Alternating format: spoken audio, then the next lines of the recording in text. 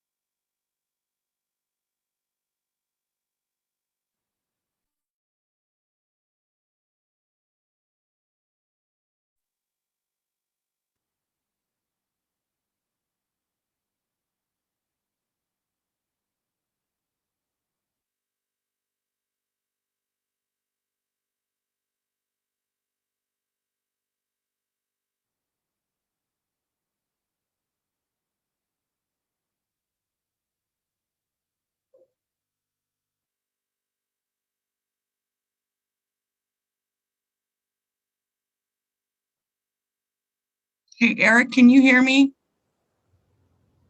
Okay, thanks. Can you hear me? I can hear you. Thank you. All right. Hey.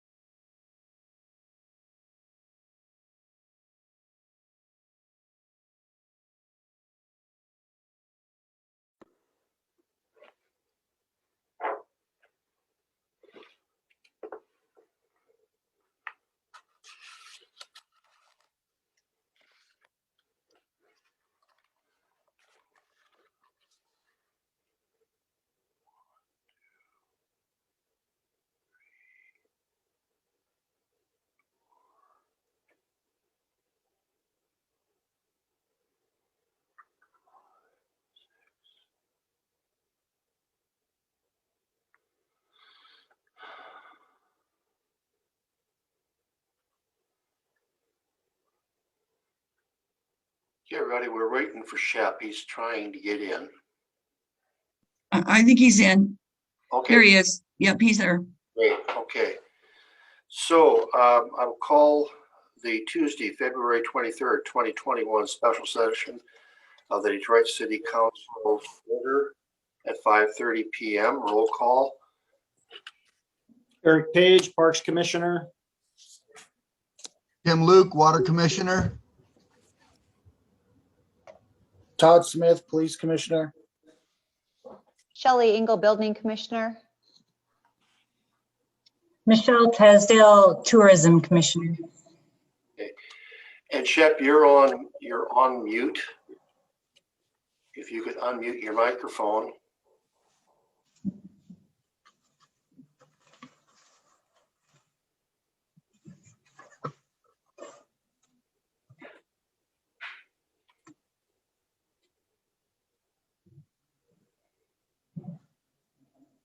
There. Okay, now if you could tell us you're here, Shep, we'll have it on the record. Okay, Greg Shepherd, Street Commissioner. Okay. So we're going to make this good news, I guess, is this is going to be real short. We would like to postpone the public hearing on the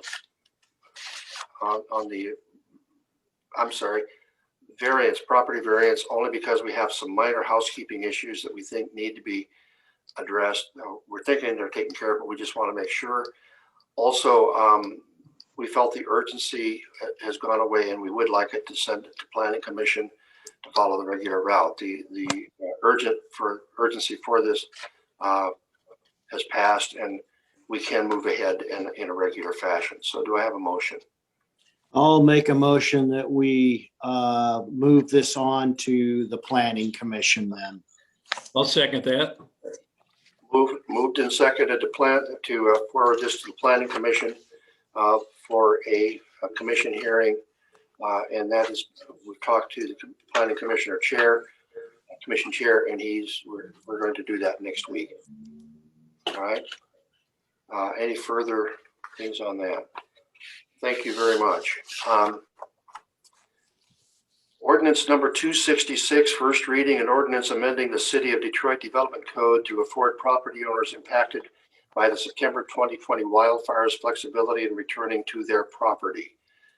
Second reading on ordinance amending the City of Detroit Development Code to afford property owners impacted by the September 20th wildfires flexibility in returning to their property. Is there any discussion on the ordinance?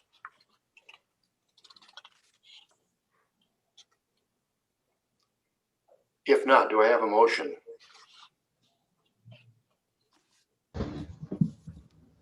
I would make a motion that we adopt ordinance 266.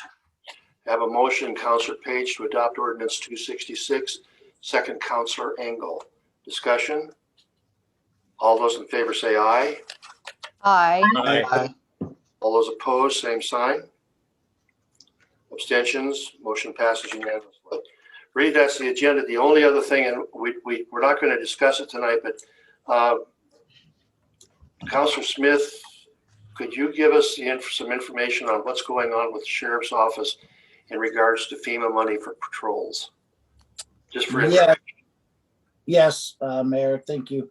As of March 13th, the FEMA is covering 75% of the overtime for our Marion County Sheriff's patrols up there.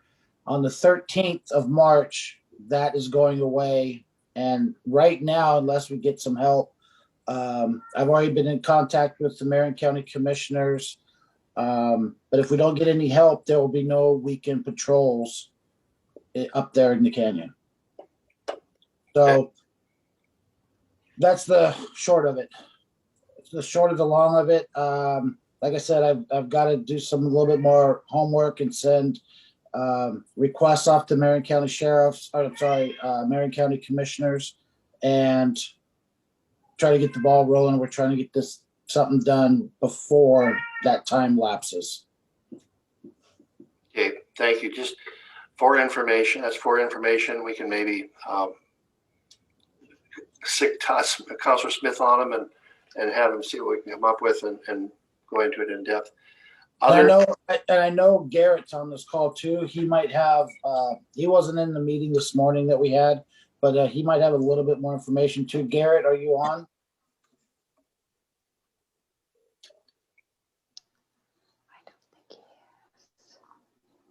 He might not. I don't see him. Okay. Just other information. I had a conference call meeting with Governor Brown and Danielle Bethel from Marion County yesterday, talking about the water issues. She is aware of it. She has stood up a task force that will be meeting tomorrow. And the only purpose of that task force is getting water back to the city of Detroit. All agencies involved in the process, OHA and all will be in that meeting, and hopefully we'll see some action there. Jim, Garrett just, Garrett? yeah. Mm. I just let him in. There he is. Okay. Oh, Go ahead, Garrett, if you have some information.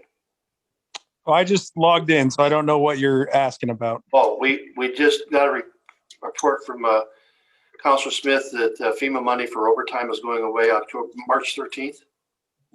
I was told March 7th. Hold on, my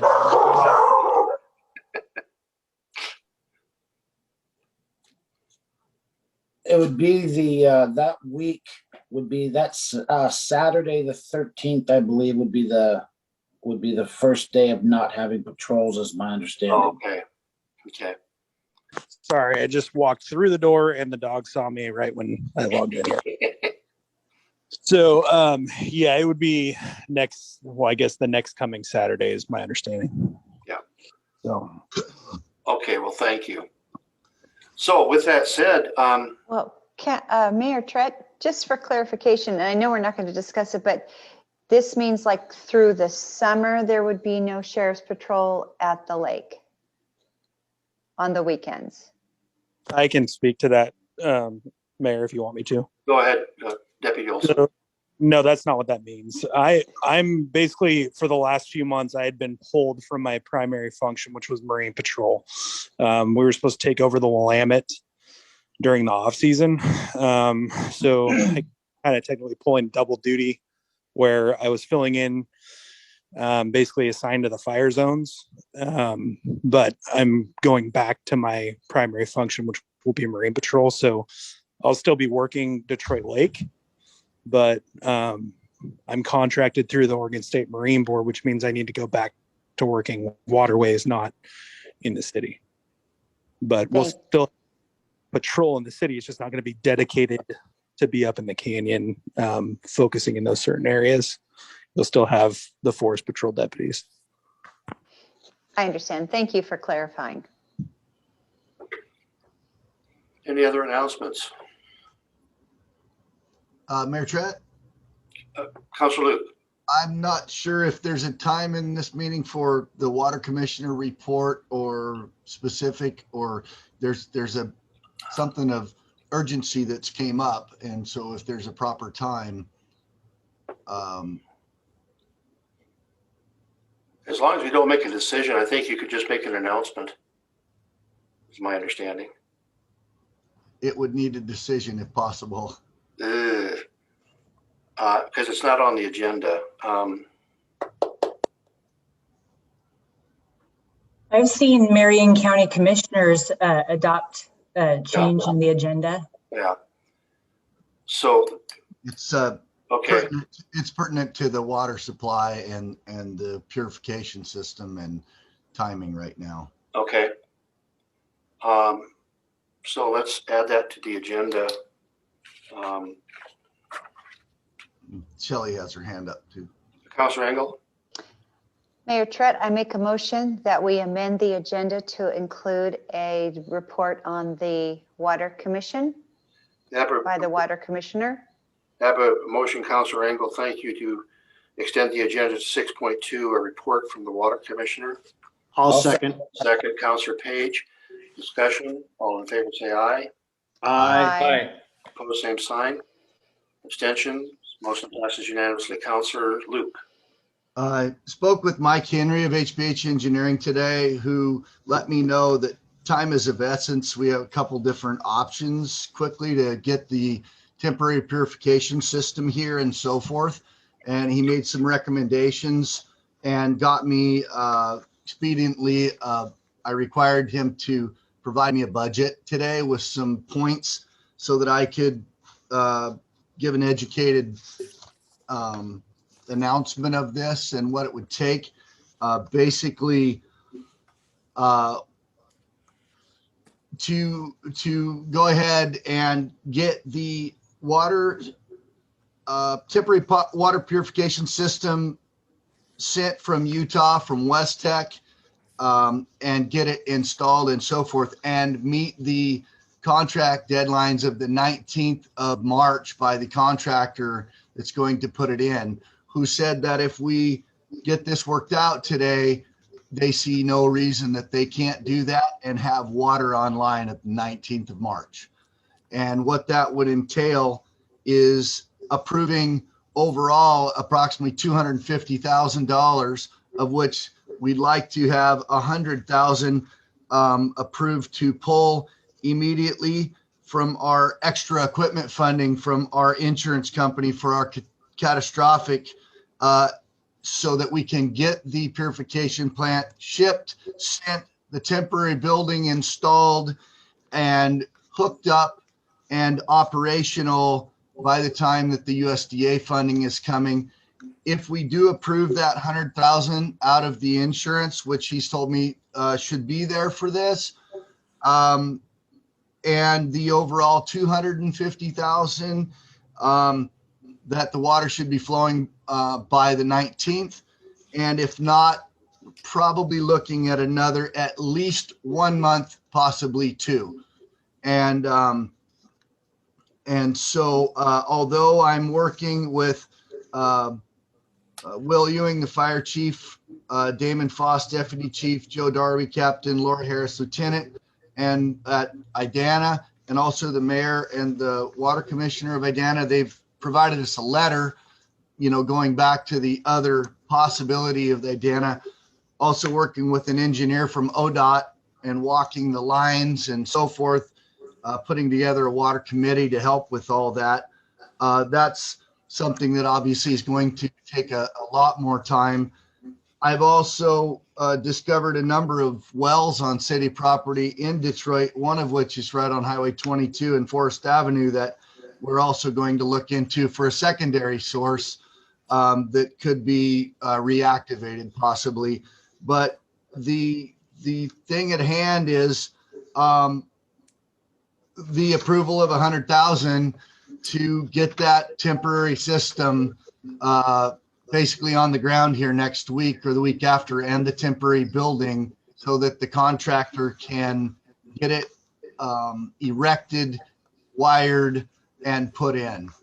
So can you make a motion to that effect, please? I'd like to make a motion that the city, that we pass, that we approve 100,000 out of our extra equipment funding, our extra equipment fund from our insurance, catastrophic $1 million insurance policy, be approved to use and distribute to HBH Engineering and the other contractors to use for the temporary water plant to be ordered and installed. Have a motion, Councilor Luke, to approve. If you have a service call, leave us the address and what the problem is. Elaine? Sorry, guys. That's all right. Have a Back to motion, you. Councilor Luke, to approve using $100,000 of our contingency fund from the insurance to move forward with the installation of the temporary water treatment plant. Do I have a second? I'd like to second that. Second, Councilor Shepherd. Motion, discussion. I Councilor Page? well, think, I just, there's a lot of questions related to this. So when we got the number, on the temporary water plant from the company we're purchasing that from. I was under the impression that that was FOB delivered Detroit, Oregon. Was I mistaken on that? I mean, we've got the ECWAG grant paying for this plant. And I thought that that was all inclusive as it in Detroit, Oregon. That's where I'm trying to go with this. Eric, would it be, Counselor Page, would it be helpful if I read this? It would just take a minute and maybe answer those questions, because I kind of had the same, I wasn't involved back then. And so I wasn't up to speed exactly on those. So any input from you is welcomed and helpful. Be my guest to read what you've got. HBH is requesting the city to authorize the use of extra expense funds from the city insurance to fund the design and construction of the short term. And what it is, so just kind of give a little bit more overview of what they gave me in this budget and so forth, because your question I can't answer. However, the situation is such they've put this together to the best financial means, it looks like, to actually rent that purification system at $15,000 a month for approximately 3 months until FEMA can basically come in and then pay for 75% of the final reconstruction of the entire new water system, of which then we would bridge the 25% left over from Biz Oregon. And my understanding from them is that that 25% loan would also then be forgivable. In essence, it would cost us the first $100,000 to get this temporary going and so forth, because there's another 150 on top of that, that ECWAG and so forth would be picking up. We could in fact wait and save, if you will, that 100,000 and put our water out another 2 to 2.5 months. Just my opinion is, I'm very practical. However, it's been long enough, and that insurance money is there for a reason, and it's a small portion of it that's for these type of things. And it's kind of one of those costs of doing business that I hate, was just why I thought it was prudent to bring this today. So if I have this as, if I'm getting clarity pulled in here, what we're talking about here is we're talking about spending 100,000 to pull the timeline ahead. Now, to my understanding, we'd already voted to go on this project with the ECWAG grant that paid for this treatment plant in its entirety, and we would end up owning it. Am I correct here or not? Do you know, Jim, or can you answer to that effect? Or, I mean, I think we should have HBH on this. They are there. Yeah, I know they're not. Next, No, I was they're going on. to ask if Matt was here, or Rob or Mike Henry to weigh in. What happened was we had talked about buying it. Originally, USDA said no, they wanted us to rent it. Then they came back and said no, buy it. Then it was back, well, we're going to rent it for the first 3 months, I think, Councilor Luke, and then we're going to end up buying it. And the whole idea was we're going to rent it with that money until the ECWAG grant gets here, or we actually get the money from it. My understanding is we're getting very close. And then we could pay for it. Then we would buy it out of that million that USDA is going to send us with the ECWAG grant, is my understanding of how this is going to work. So it's changed a couple times in terms of buying and renting. Right now, I think it's rented for, correct me if I'm wrong, Councilor Luke, but it's rented for 3 months and then probably end up buying it once the ECWAG grant is actually released to us. That's correct. We need to get it rented so that we can get water until the ECWAG comes. And hopefully the ECWAG comes in a month. We only have to rent it for a month. So that's only 15,000, not 45,000 of this 100,000. Let me be clear. We don't know that it will take that 100,000. We have it based on a budget of 3 months, which of that 100,000, 45 of that is for the rent. And about 4,000 is the freight. 7,500 is the membrane, which will be used again with the permanent water system. So not everything is thrown to the wind here. And then here it says that the ECWAG grant will also cover the purchase of the temporary Westech Technologies equipment for use until the permanent equipment can be custom fabricated for the city after that grant it comes in. And I think the problem here, Councilor Page, is that we don't have that ECWAG money, and they're my understanding is that they thought, December, January, February. We've got the ability to make it happen, and I think we just got to pull the trigger on this. Is why I brought it to that. Hey, this is Matt Del Moro with HBH here. My feed cut out, so I didn't know if I could clear any of that up. So with the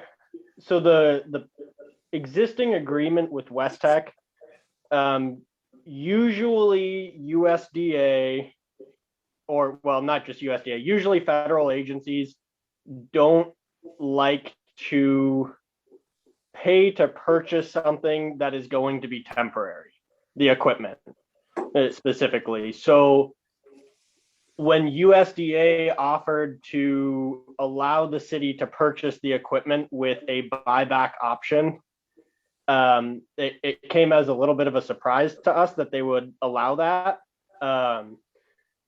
And given that the USDA point at that time that we entered into the Westech agreement had not been finalized or even approved, we just had a proposal or an application in for the grant. What we had asked Westech to do was to write the proposal as a rental with a purchase option. So that way we would not have the city sign an agreement to buy the equipment. And then when we actually got the written contract from USDA, they said, nope, sorry, you can't, we're not going to pay for you to buy it anymore. And now the city's stuck in a contract. So we had set it up as though it would be a rental with the opportunity to purchase it at a later date. Once we had that in writing from USDA and once we had the funds available. So, and I think I would still recommend doing that. The reason for this is that USDA, and I don't want to make it seem like they're not doing anything. That they are working hard on their end on the grant, but they do have more hoops to jump through than they initially made it seem like there were. And so kind of I had the idea a couple weeks back of, well, what if we can find a way to get this done quicker? And that would put, at the time, a couple weeks back, we were starting to put pressure on how we brought the treatment plant into the building, putting it in the building, and then building a building around the treatment plant. And while we can make that work, there are always bound to be issues with constructing a building that way, especially if we were to start construction before we got USDA in order. So I had this idea of what if we can find a way using renting the equipment to start and using a smaller portion of the extra expense funds to pay for an initial setup off to the side that we can get running and operational while the USDA hoops are jumped through, or we jump through the USDA hoops and we get the building constructed. And that way we just kind of do things in the correct order and we don't expose the city to any potential liabilities that we really don't need to be exposing you to. If we can kind of find some way to get water returned quickly without taking those risks on the USDA contract. And that's kind of where this idea came from.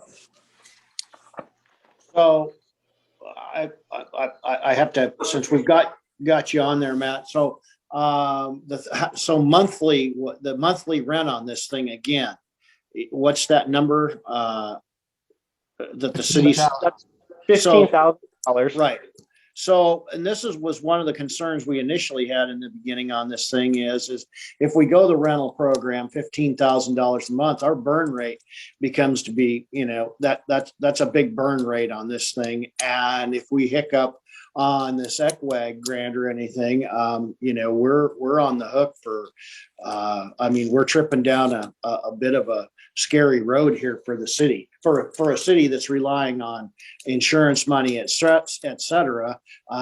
Obviously our income basis right now is not very good. So yeah. So, and that risk still presently exists, but I will say not to the same extent it did back then, because we've got the application approved, and I don't want to get ahead of myself in saying this, but USDA mentioned to me that they do have the funding. I'm sorry, I'm trying to remember their exact words because I got the sense that they were being very careful with their words. That they had the funding available to them. It hadn't been, I don't believe at this point that it is officially available to the city, but the funding is specifically set aside for this project. So we're a lot further along in this now than we were, a couple of months back before the application had even been approved or even submitted to USDA. So there still is some risk, and that you could continue on with it as a monthly rental, at which point we would likely look to FEMA for emergency funding, at which point I think they could come through pretty quickly on that. I know we've been working with Lee with FEMA, and he's been doing a great job, and we have left a project number for this specific project open. In the event that something does happen with USDA, there is FEMA to fall back on. So we've done our best to mitigate the risks of USDA falling through. And kind of the thought process is at a certain point, we got to get water. Even if USDA falls through, we still have to get water back to the city. So, yeah. So, and I'm not trying to, I agree. We have to get water, and we have to get water yesterday. So the thing of it is one final question related to this specific water plant. Are we sacrificing the size of the water plant to get this project online right now? I know we originally talked about a capacity plant that was larger in size. Are we sacrificing on this thing are we sacrificing the capacity on this plant to get this project moving now also? We haven't made any changes to the size of the plant recently. Through the end of December, the best plant that we could find available was this plant. I mean, there were other plants, but they were very large and very expensive and not necessary. So we went with this size of a plant because I will admit it's a little bit smaller than I would have preferred. But we did some preliminary numbers on it, and even with the leakage, Rob, correct me if I'm wrong on this, we figured it would still, well, actually, about 300 people. I don't know if Rob's still around, that he did the calculation on. Well, I can supply that too. Yeah, it's about 350 people, and also the leakage is dropped down from 35 gallons per minute. The latest report I have is that it's about at 5 gallons per minute currently. So there's plenty of capacity in the plant for people, and honestly for the 2 RV park, or for the 2 marinas as well. So there is capacity. Oh, go ahead, Tim. No, fine. And also I want to point out a number of things other than, just people needing water that are living up there and so forth, that we have to have this before a lot of people can get their insurance monies to build, and some of them only have a year. They have 6 months left. So they can't get their insurance money and build their homes. And I've heard this personally from people because they won't allow them, give them the money to build because they're not insurable because they have no fire control. And even though it's a small gallons per minute, we have a large holding capacity to extinguish a couple home fires and so forth. And today with Mike Henry, I said, you know, he said, we're not geared to handle a catastrophe even with this. And I said, I know, and that's happened recently. And so we're still going to work on looking at the larger sources. And I'm also a pledge that I'm working hard on figuring out this well situation because let's say, Councilor Page, that FEMA doesn't fund or something happens in 3 or 4 or 5 months. I'm hoping by then we can get possibly a clear bill of health on the one primary well that was there and so forth, that my records show 120 gallons a minute, which then does not require the purification system from Oregon Health Authority that the surface water does. And therefore I'm trying to get a backup plan, an insurance plan, if you will, in case something falls through with ECWAG and so forth, if that makes sense, along with the long-term plan of hoping to connect with the Idana water system and so forth. One other thing, also a new contract was proposed from HBH, and my understanding is that the city attorney wasn't comfortable signing off on that and wanted to subcontract that out or have another opinion and so forth. And I'm not sure what the budget is going to be for that or where we're at. I haven't talked to Mayor Trett. This all happened today, and so forth. So that's you know, one of the situations is if we don't get this done and we don't have a new contract and so forth, then that could be another huge waiting game and more cost is my understanding and so forth. You know, with that, you know, maybe that's a different discussion, but just all kind of plays into that. I'd like to get back to Councilor Engel.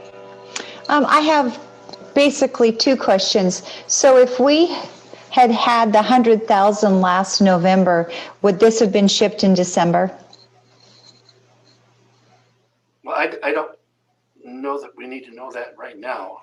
Well, no, my question is it feels as though they're now saying they've got us right where they want us, that if we don't pay 100, it's like a ransom. If we don't pay 100,000, they're not going to ship it now. However, I thought this was going to be shipped in December. That was the whole conversation. And I thought, wow, those are on those icy roads. That'll be kind of exciting to see how that happens.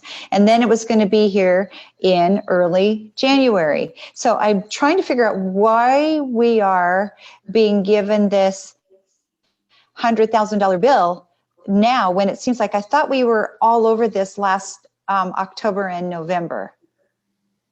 Yeah, so Shelley, the $100,000 bill that's not coming from West Tech. So West Tech, I believe the last I had talked, were ready to ship their equipment at the end of December. And that's when they had all the equipment prepped and ready to go. And we had discussed shipping it out to the city. And it came up at that point in time that we still didn't have things finalized with USDA, and we would not be able to instantly put this treatment equipment into a safe storage facility. We had talked about keeping it in Public Works, but we didn't know how long it would be exactly until USDA came through with with the funding, and we would be able to move it out of the Public Works building and into the actual treatment plant. So West Tech had made the offer, well, how about we just store it at our facilities? So you don't have to put it in a facility that may or may not freeze and damage the equipment. So the 100,000, first off, of the $100,000 that we're talking about, only a portion of that is West Tech. That's the first month's rent, the freight, the membranes, and there's one other thing, and startup. Yeah. And so that was always going to be due when we got the equipment and started using it. I And remember so that. so they've just been holding the equipment for now. And that's really why we're now, if they ship it, that's why we would end up owing some money, is because they'd be coming on site to, well, they have cost to A, ship it, B, the cost of the membranes we're buying, and then that first month's rent and start up when we start using the equipment. So. Thank you. Yeah, I do remember that. So I have a part B to this, to my first question. So why would it not cost us $100,000 if we don't have it delivered it by March 19th? Why do we save $100,000 if we're not worried by getting there by March 19th? I guess I'm not following. Well, that's what Tim said. That's what Tim said. Okay. That And if we might have hurry missed and that. Sorry. Go ahead. I was in and out at the start of this, so I might have missed that part. So let me clarify. That was HBH's not to be there by the 19th, but to actually be done. The permanent, the temporary structure built, the temporary water system, purification system installed, hooked up, wired and running, and water in people's meters that have them by the 19th. So 3 weeks from Friday. If not, Shelley, what happens is then we'd have to wait 100% until ECWAG is funded and so forth. And also the contract that what I understand is there's a contract in place right now with the contractor to do this stuff, and it ends on the 19th.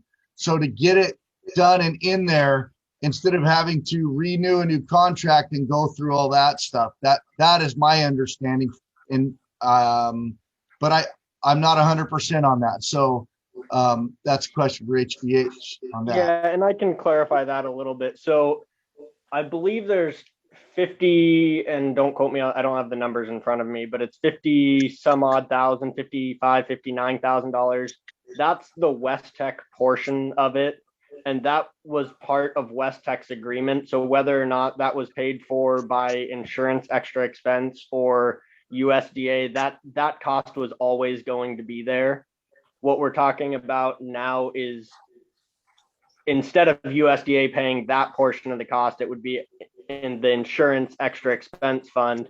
And then we would look at getting a contractor on site who could purchase a temporary shelter and build that temporary shelter, set up the equipment inside of that shelter, and do some really rough temporary piping and temporary electrical controls to have power supply to that. So the contractor's portion of that is roughly about $45,000.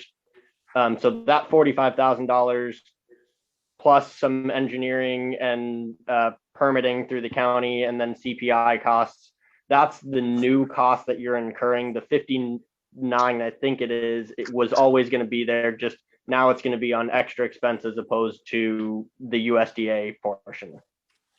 Okay, so and the March 19th, that was just, so I had reached out to a contractor and said, hey, so this is the plan that we're looking at doing.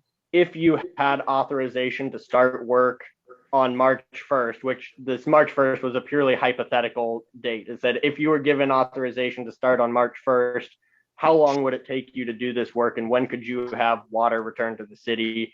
And he said it would be about 3 weeks. So about March 19th would be when he would be done with the work.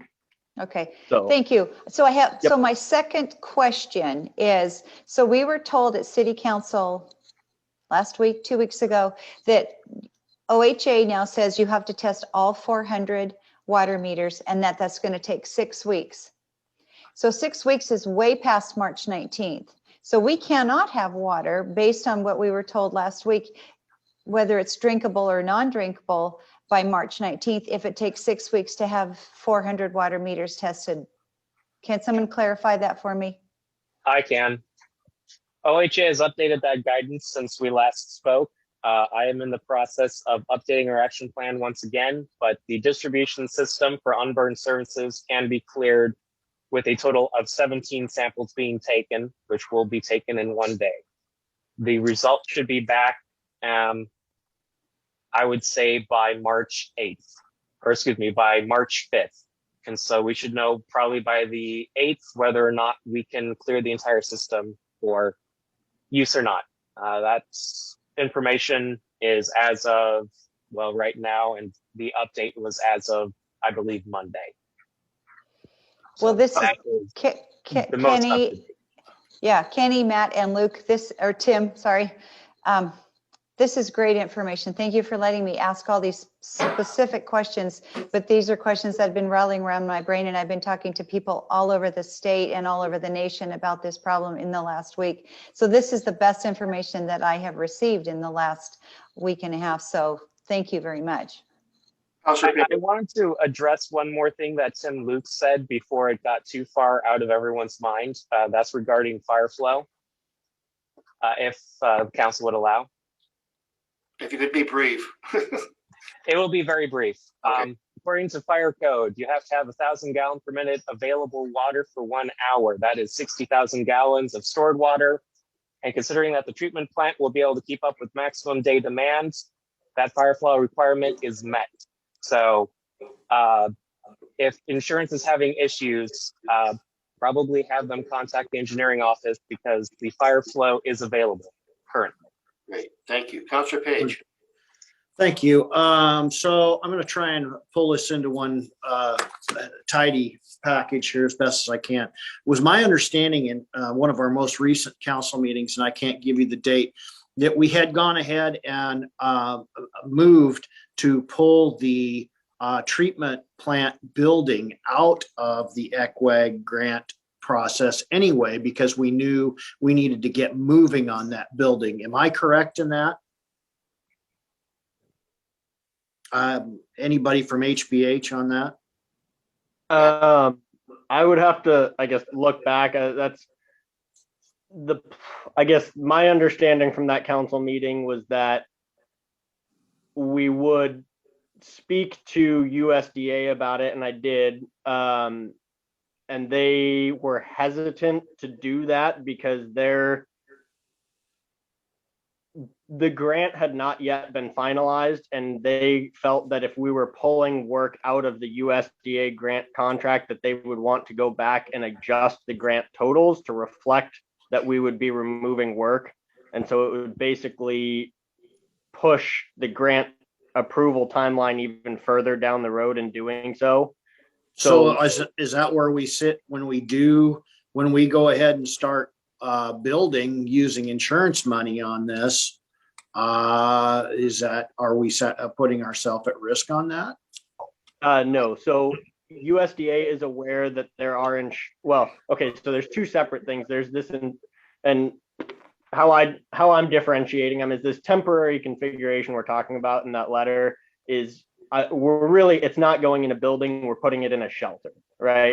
It's something. So I'm calling it a shelter, and then the building, which would be funded by the insurance payout, not the extra expense fund, but the actual payout from the loss of the structures.